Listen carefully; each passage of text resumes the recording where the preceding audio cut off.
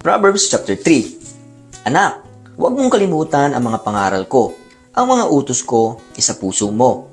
Dahil sa mga ito, hahaba ang buhay mo at magkakaroon ka ng masaya at masaganang buhay.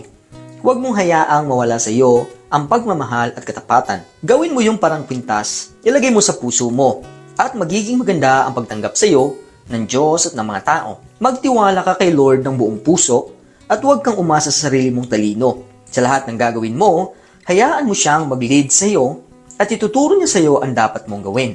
Huwag mong isiping marami ka ng alam.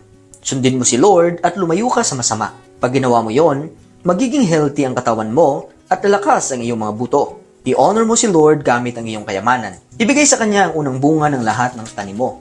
Pag ginawa mo yon, mapupuno ng ani ang iyong mga bodega at ang mga lalagyan mo mapupuno ng alak. Anak, pag dinidisiplina ka ni Lord, tanggapin mo yon. Huwag sasama ang loob mo. Pag kinukuri ka niya, kinukurik ni Lord ang mga mahal niya. Gaya ng ginagawa ng isang tatay sa mahal niyang anak. Masaya ang taong nakahanap ng karunungan at nagkaroon ng pangunawa. Mas may pakinabang pa yon kesa sa silver, mas mahalaga pa kesa sa gold.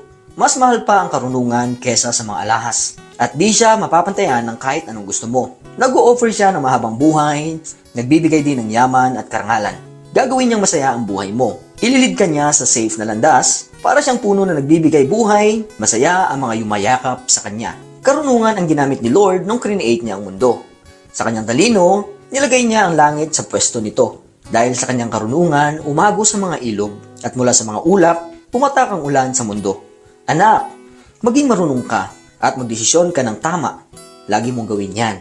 Dahil dyan, magkakaroon ka ng buhay, yung mahaba at magandang buhay. Sa lahat ng gagawin mo, magiging safe ka. Hinding-hindi ka madadapa.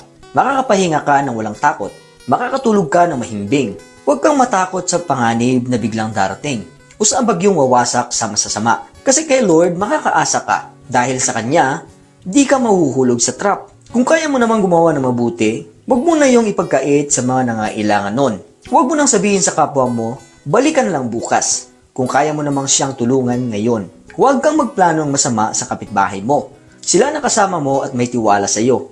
Huwag kang makipagtalo sa iba ng walang dahilan kung wala naman silang ginawang masama sa iyo. Huwag kang mainggit sa bayolenteng tao at huwag mong gayahin ang mga ginagawa nila.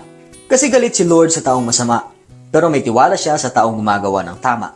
Sinusumpa ni Lord ang tahanan ng masasama, pero binibless niya ang tahanan ng mabubuti. Iniinsulto niya ang mga mapang-insulto sa ibang tao, pero mabait siya sa mga humble. Ang marunong ay irespeto ng mga tao, pero mapapahiya ang mga bobo.